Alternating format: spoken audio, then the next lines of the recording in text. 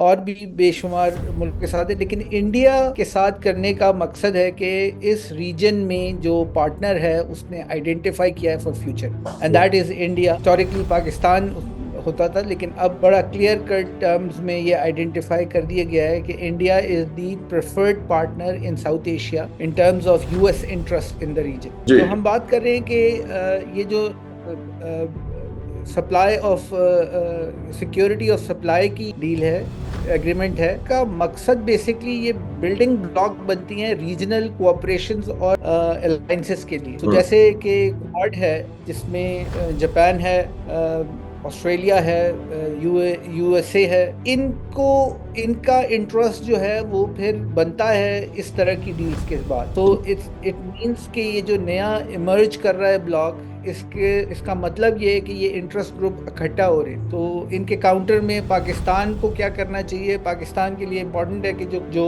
दूसरे इमर्ज कर रहे हैं ब्लॉक्स, उनका पार्ट बनना सूनर और लेटर ये और ज्यादा इंपॉर्टेंट हो जाएगा। I think Bangladesh is a separate story, because Bangladesh is a story between US and China, उनकी राइवलरी के बीच में। सो बांग्लादेश की main story is whether Bangladesh will open up to China for cooperation or not. That is the context, and China being playing its own role in Bangladesh. हम ये speculate ही कर सकते हैं, obviously हमारे पास कोई evidence तो इस पे नहीं है, but I think कि जो Indian analysts हैं इस पे जो बात कर रहे हैं, I think वो उसको चाइना के context में देखते हुए बात। Watch Federal Post. Bold and independent.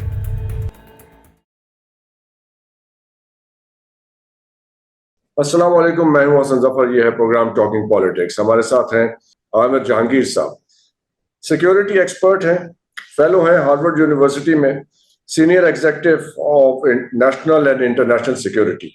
ये बुनियादी तारुफ है। इसके अलावा भी बहुत सारी एक्टिविटीज में इन्वॉल्व रहे हैं। पाकिस्तान के एक मीडिया चैनल के साथ भी, आमिर साहब, if you allow me to bring that up, उसमें भी आपका एक बहुत किरदार रहा है उस मीडिया चैनल को डेवलप करने में। लीडिंग मीडिया चैनल है आज वो। तो ये आपका एक बहुत मुख्तसर तारुफ मैंने पेश किया है। जो इम्पोर्टेंट चीज है जो डिस्कस करना चाहते हैं हम आज, वो आपने 2 दिन पहले अपना एक आर्टिकल शेयर किया मेरे साथ। वो उसका टाइटल मैं पढ़ के सुना देता हूँ। ये है, India science a security of supply arrangement SOSA with the United states. ये आर्टिकल का टाइटल है और इसी पे आज बात करेंगे। इसी टाइटल ने प्रॉम्प्ट किया था, क्योंकि अभी जो सिचुएशन चल रही है आमिर साहब, जो हमने देखा पिछले 1-2 महीने में यूक्रेन के सिचुएशन के हवाले से, मोदी साहब का पहले मॉस्को दौरा हुआ, उसके ऊपर बहुत UN क्राई हुई वेस्ट में, फिर मजबूरन उन्हें जाना पड़ा कीव, जहां पे उनकी प्रेसिडेंट जेलेंस्की से मुलाकात हुई। अनप्लेजेंट था वो दौरा उनके लिए, for several reasons, the way he was treated there और the way President Zelensky talk to him. उसके ऊपर बहुत इंडियन मीडिया में भी डिस्कशन हुई फ्रॉम डिफरेंट एंगल्स। अब इस सब के दौरान में ये बात हो रही थी कि यूनाइटेड स्टेट्स और इंडिया के स्ट्रेटेजिक ताल्लुकात जो हैं वो प्रॉब्लमेटिक होते जा रहे हैं, और इसमें ऐड हो गया बांग्लादेश का जो इस वक्त रिजीम चेंज है वो। उसमें डायरेक्टली कहा गया, हसीना वाजिद साहिबा ने इंडिया में बैठ के कहा कि यूनाइटेड स्टेट्स ने मेरी हुकूमत को टॉपल किया है और इंडिया जो है अब उन्हें होस्ट भी कर रहा है। So there are several dimensions to this thing जो US इंडिया रिलेशनशिप है। उसमें अब आपने एक नई चीज सामने लेके आए हैं कि उनकी इस तरह की न्यूक्लियर डील हो रही है। इस पे जरा बताइए, what is all this about? देखिए, ये जो एग्रीमेंट है ये बेसिकली US एंड इंडिया के दरमियान के सप्लाई एग्रीमेंट को सिक्योर करने के लिए, कि in case of any emergency, in case of any war, in case of any trade crunch होता है, तो उसमें India will be a partner which will ensure that supply of all दो सप्लाई जो कि सिक्योरिटी से रेलिवेंट इन्हांसमेंट देगा। इसमें US की सिर्फ इंडिया से नहीं है, और भी कंट्रीज के साथ है, इसराइल के साथ है, उसका पोलैंड के साथ है, उसका जो है नॉर्वे के साथ है, और भी बेशुमार मुल्क के साथ है। लेकिन इंडिया के साथ करने का मकसद है कि इस रीजन में जो पार्टनर है उसने आइडेंटिफाई किया है for future, and that is India. And historically Pakistan होता था, लेकिन अब बड़ा क्लियर कट टर्म्स में ये आइडेंटिफाई कर दिया गया है कि India is the preferred partner in South Asia in terms of US interest in the region. Despite everything, despite Indian media की एलिगेशंस यूएसए पे जो अभी रिसेंटली हुई हैं, ये डील किसके ज्यादा मफाद में है? Who will be main beneficiary of this deal, US और इंडिया, और इज इट बैलेंस्ड? ये जो न्यूक्लियर डील है, ये बेसिकली जो एग्रीमेंट्स होते हैं ये बेसिकली बिल्डिंग ब्लॉक्स होते हैं। न्यूक्लियर की तो अभी डील हुई है विद यूएई, उस पर हम बाद में बात करते हैं। तो हम बात कर रहे हैं कि ये जो supply of security of supply की डील है, एग्रीमेंट है, उसका मकसद बेसिकली ये बिल्डिंग ब्लॉक बनती हैं रीजनल कोऑपरेशंस और अलायंसेस के लिए। सो जैसे कि क्वाड है जिसमें जापान है, ऑस्ट्रेलिया है, यूएसए है, इनको इनका इंटरेस्ट जो है वो फिर बनता है इस तरह की डील्स के बाद। सो इट मीन्स कि ये जो नया इमर्ज कर रहा है ब्लॉक, इसका मतलब ये है कि ये इंटरेस्ट ग्रुप इकट्ठा हो रहे हैं। तो इनके काउंटर में पाकिस्तान को क्या करना चाहिए? पाकिस्तान के लिए इम्पोर्टेंट है कि जो जो दूसरे इमर्ज कर रहे हैं ब्लॉक्स, उनका पार्ट बनना सूनर और लेटर ये और ज्यादा इम्पोर्टेंट हो जाएगा। ये आपने जो आपके आर्टिकल में हेडिंग्स हैं, उसमें पहली हेडिंग ही ये है, implications for Pakistan and the emerging geopolitical bloc। तो ये इस ब्लॉक के खद्दो-खाल क्या है, जरा इस पर रोशनी डालिए, इसकी ऑब्जेक्टिव्स क्या हैं? आई थिंक ये जो नया ब्लॉक इमर्ज करेगा, ये टर्की, इसमें टर्की, चाइना, रशिया, ये तो की प्लेयर्स हैं, लेकिन Pakistan will also play a major role इसके अंदर, and most probably Iran will also join in. So ये एक आर्क सी बनेगी जो कि टर्की से लेकर हमें नजर आएगी रशिया के एंड तक।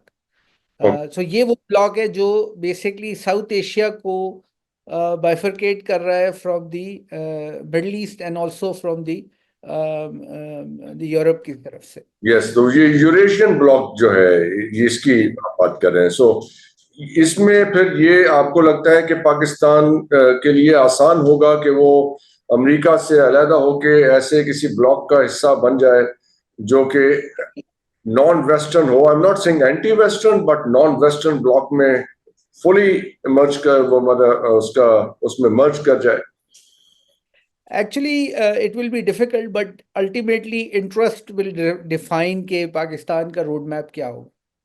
सो इस वक्त जहाँ डिफेंस अलायंस की बात है, so US has clearly identified कि उसका अलायंस पार्टनर जो है वो एक्चुअली इंडिया है।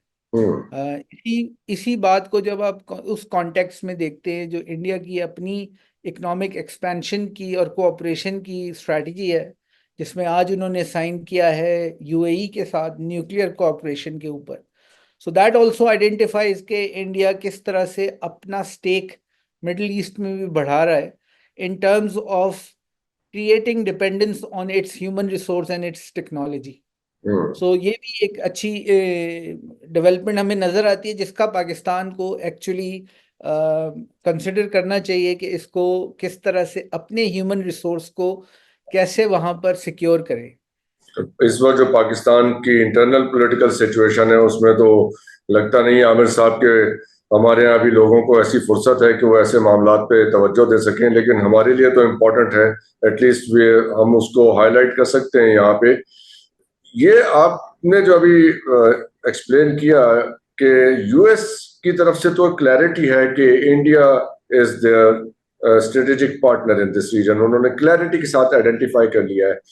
ये क्लैरिटी हमें इंडिया की फॉरेन पॉलिसी में नजर नहीं आ रही कि वो तो कह रहे हैं कि हम तो we are friends of all, हम तो हर एक के लिए ओपन हैं, हम रशिया के साथ भी रखेंगे और हम अमेरिका के साथ भी रखेंगे।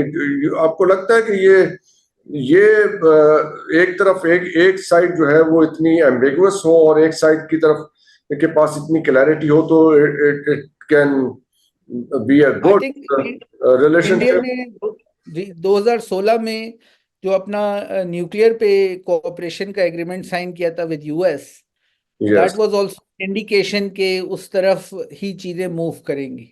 सो I think this is another nuclear energy के ऊपर जो बड़े कंसोर्शियम्स बनने जा रहे हैं, उसमें UAE, India and US will be a part of that. I think what Pakistan can do is diversify its interest in terms of खासकर डिफेंस कोऑपरेशन में, जिसमें Turkey is a major player, Russia is a major player. China के साथ तो already हम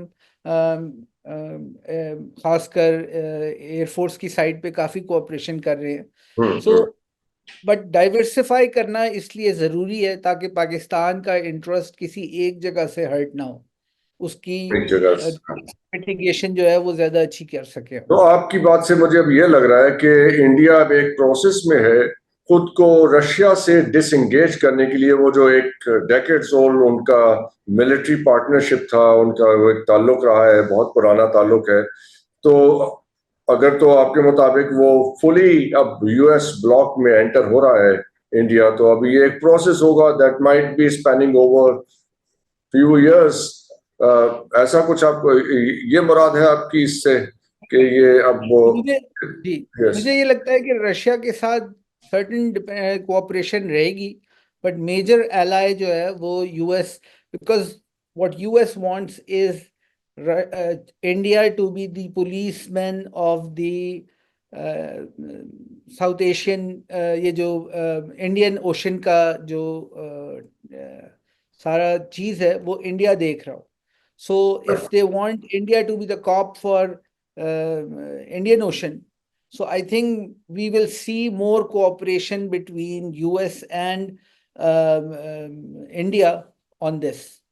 इस context में फिर जो इंडिया में बात हो रही है कि यूएस का हाथ है बांग्लादेश में रिजीम चेंज में, तो ये बात तो फिर कन्विंसिंग नहीं लगती। इसलिए कि अगर तो इंडिया को इतना सपोर्ट करना चाहता है, पुलिसमैन का किरदार अदा कराना चाहता है यूएसए यहाँ पे रीजन में, तो उसको फिर बांग्लादेश से हर्ट करने की क्या जरूरत थी? It doesn't sound very convincing that. I think Bangladesh is a separate story because Bangladesh is a story between US and China, उनकी rivalry के बीच में. So Bangladesh की main story is whether Bangladesh will open up to China for cooperation or not. So if that is the context, and China being playing its own role in Bangladesh, हम ये speculate ही कर सकते हैं। Obviously हमारे पास कोई evidence तो इस पे नहीं है, बट आई थिंक कि जो इंडियन एनालिस्ट हैं इस पे जो बात कर रहे हैं, आई थिंक वो उसको चाइना के कॉन्टेक्स्ट में देखते हुए बात कर रहे हैं। राइट।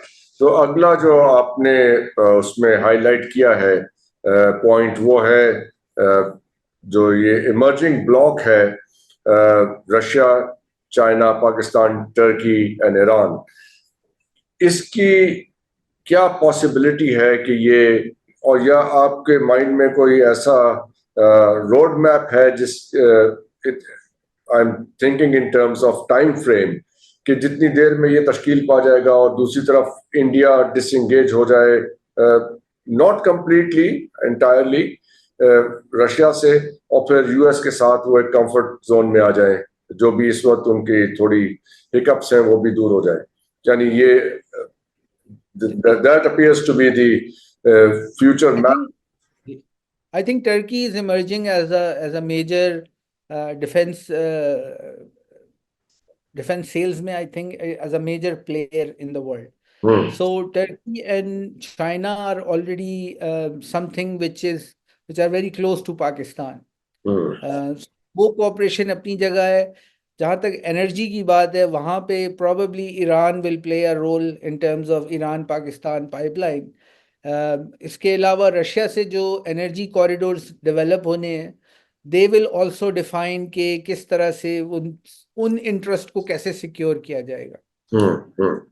तो उसमें फिर आपको आप ये समझते हैं कि पाकिस्तान को यूएसए से बहुत हद तक डिसएंगेज होना पड़ेगा, अपनी उनके ऊपर डिपेंडेंस खत्म करनी पड़ेगी? हमारी बहुत से मेजर एक्सपोर्ट तो यूएसए में है, वो मार्केट है, और डिफेंस रिलेटेड ऑफ कोर्स हमारा सारा मेनली हमारी जो एयरफोर्स का ज्यादातर सामान है वो वहीं से मिलता है, मेंटेनेंस है जहाजों की एटसेट्रा, मल्टी डायमेंशनल इशू है। फिर हमारे बहुत सारे स्टूडेंट्स वहां पढ़ते हैं।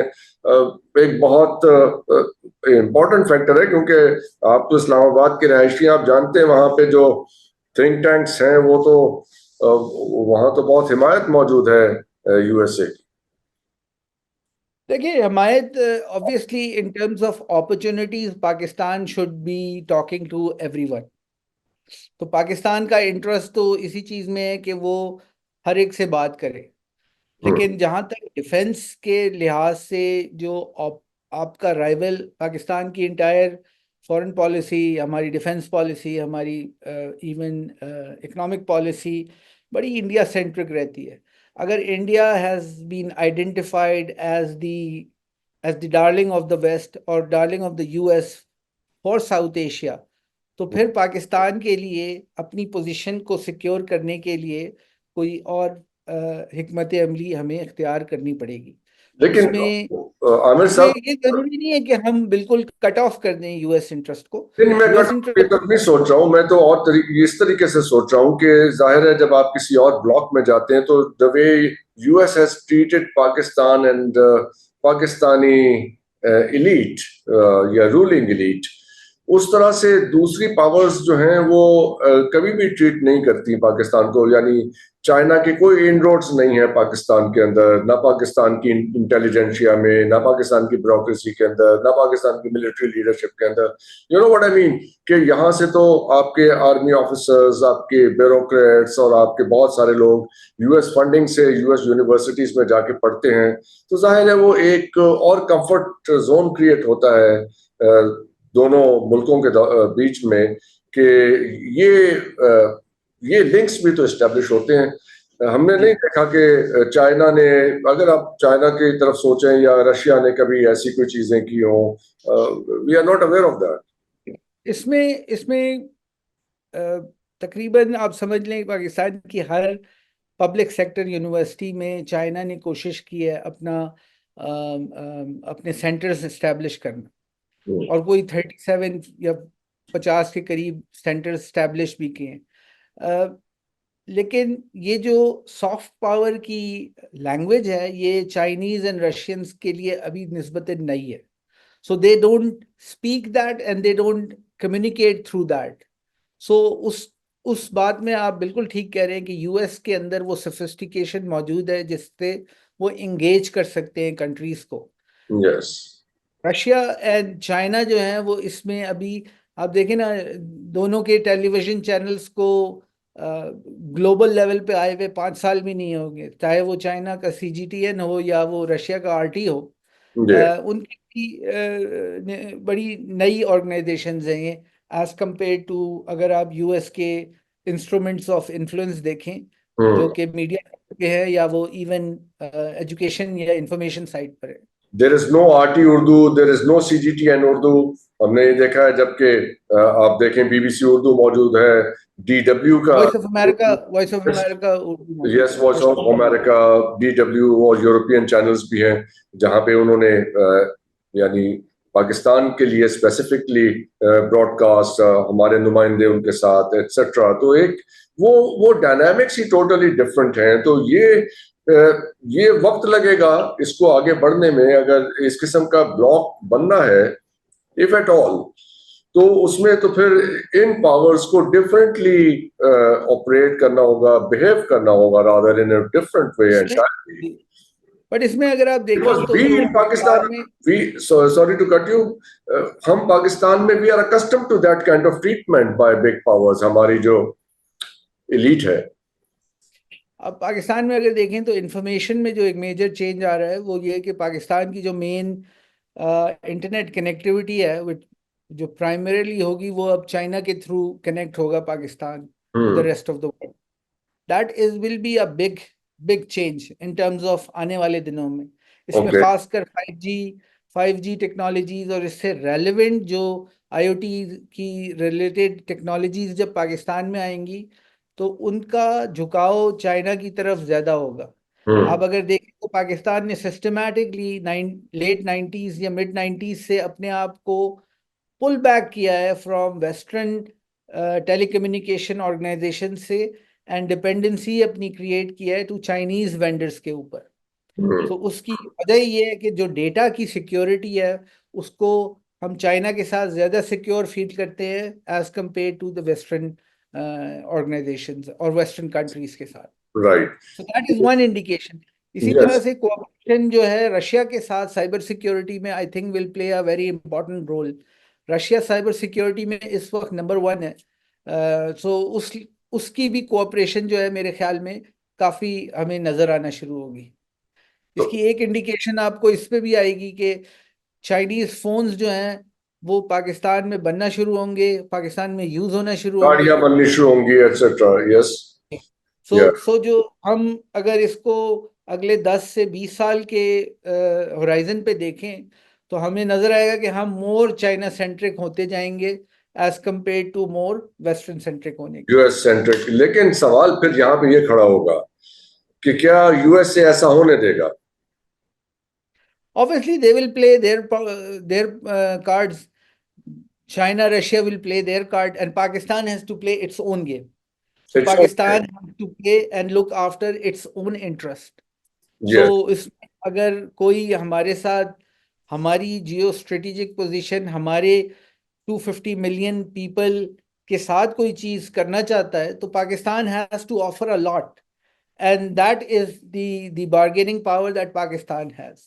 देखिए, अभी हमारी इंडियन लोगों से बात होती रही है और वहां पे एक ये आइडिया मौजूद है जो चले इकोनॉमिक डिफरेंसेस हैं हमारी, यानी कि उनकी इकोनॉमी बहुत आगे है, हमारी बहुत पीछे है। इस अपार्ट फ्रॉम ऑल दिस, जो यूएसए की इन्वेस्टमेंट है इंडिया में और जैसे वो स्ट्रेटेजिक पार्टनरशिप उनके साथ कर रहे हैं या चाह रहे हैं, इंडिया या चाइना, ये तो प्रोडक्शन के हब्स है ना, यहाँ पे गुड्स। कंजम्पशन के भी।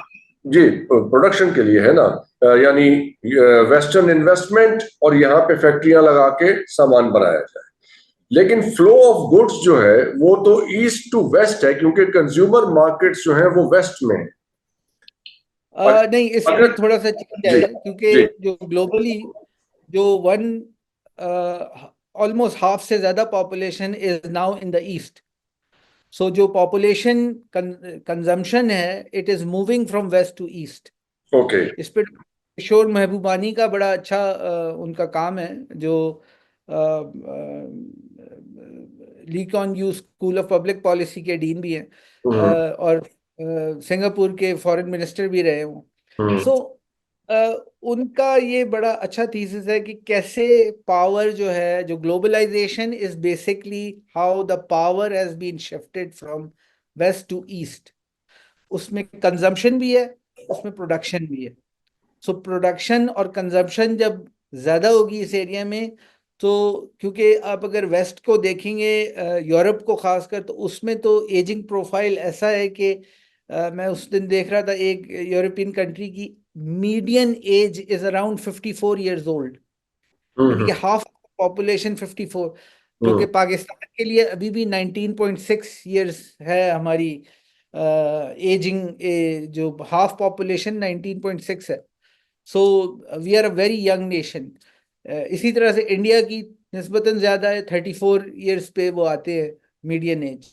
सो young population and more population वो अभी ईस्ट में और खासकर इस रीजन में है जिसमें बांग्लादेश, पाकिस्तान, इंडिया, चाइना, ये और ऑल्सो इंडोनेशिया, ये इतना बड़ा ब्लॉक है जिसके अंदर आपको मेजर पॉपुलेशन की कंजम्पशन मिल जाती है। राइट। चलिए, ये मामला तो सेटल होता है। आगे आप बात करते हैं कि कोल्ड वॉर 2.0 तो ये कोल्ड वॉर 2.0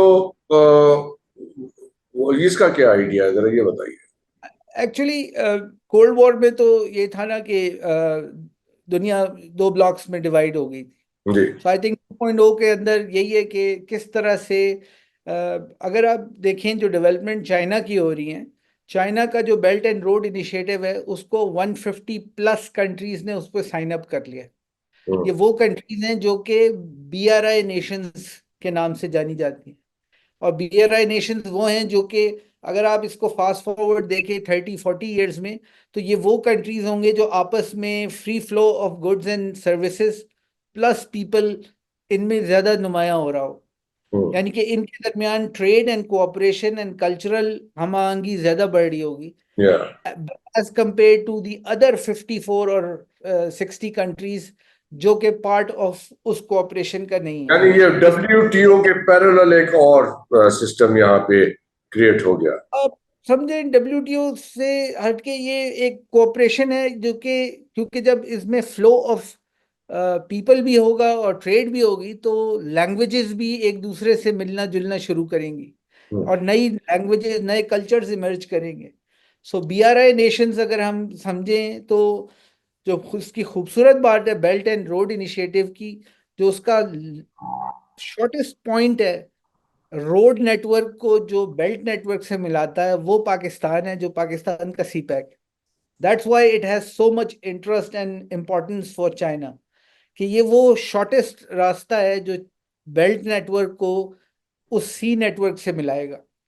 सो इस पूरे सिस्टम में पाकिस्तान की हैसियत बड़ी एक आप समझ लें कि एक मिडिल न्यूक्लियस के तौर पे आती है सामने।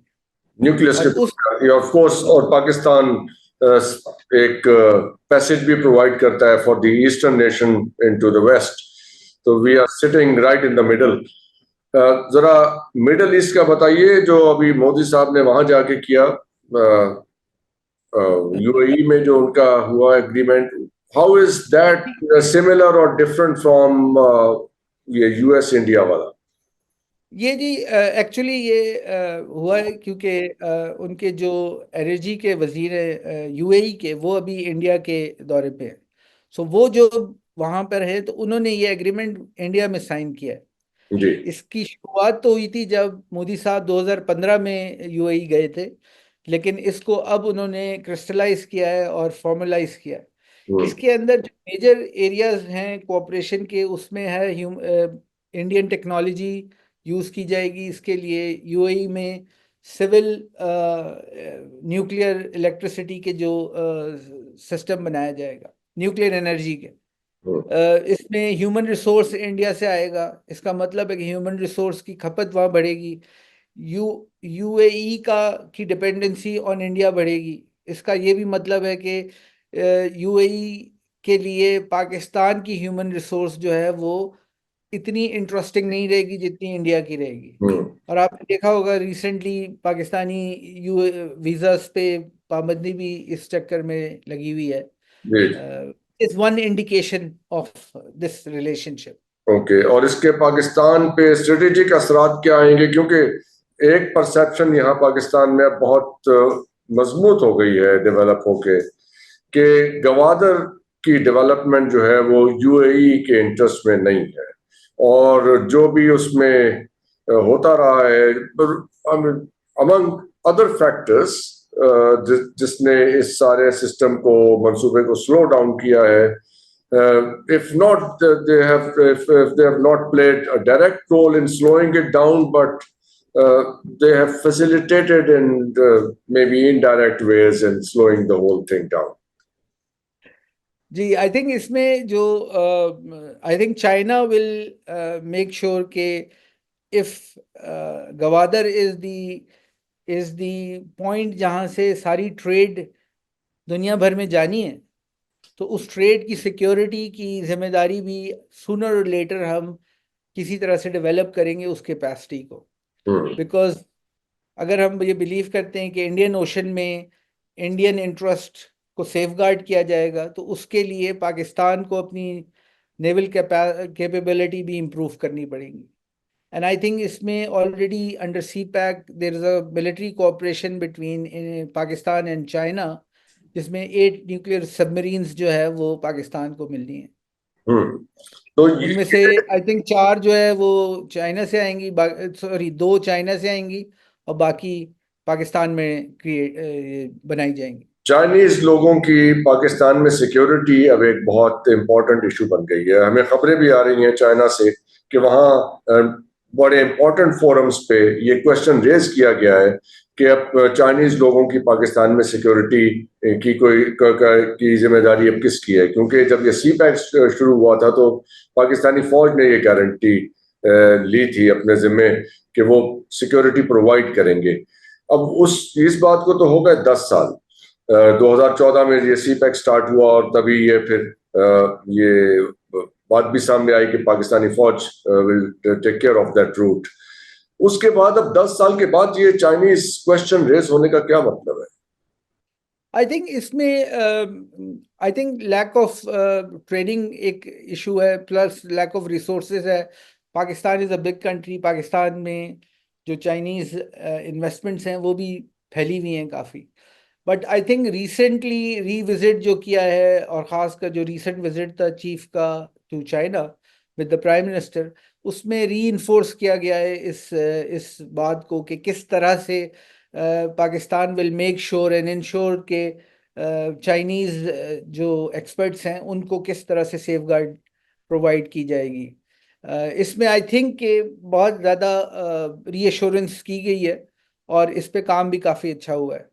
सो आई थिंक देयर इज़ एक कॉन्फिडेंस बिल्डिंग मेजर, उसमें काफ़ी हद तक कामयाब हुए हम इसमें।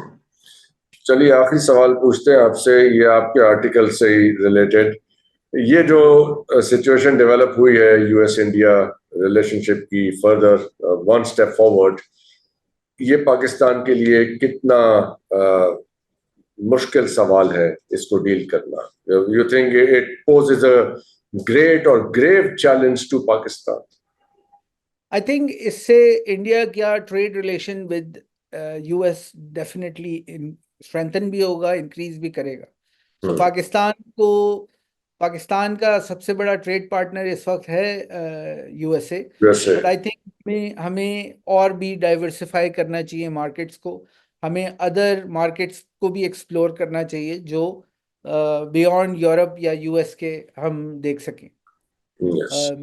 और दैट मीन्स कि हमें अपना इंटरेस्ट डाइवर्सिफाई करना बहुत ज़रूरी है। ये जिन सेंटेंसेस में शुड या चाहिए होता है आमिर साहब, वो तो यानी ये इंडिकेट करते हैं कि अभी वो चीज नहीं है और इसके ऊपर आपके प्रोग्राम के तवज्जुह से जब ये मैसेज पहुंचेगा तो ये शुड जो है वुड में आ जाएगा, कन्वर्ट हो जाएगा। I hope so. Thank you very much for your time Aamir साहब। बहुत शुक्रिया for sharing your thoughts with us, और आप लोगों के देखने का शुक्रिया। इजाजत दीजिए, खुदा हाफिज। पाकिस्तान जिंदाबाद।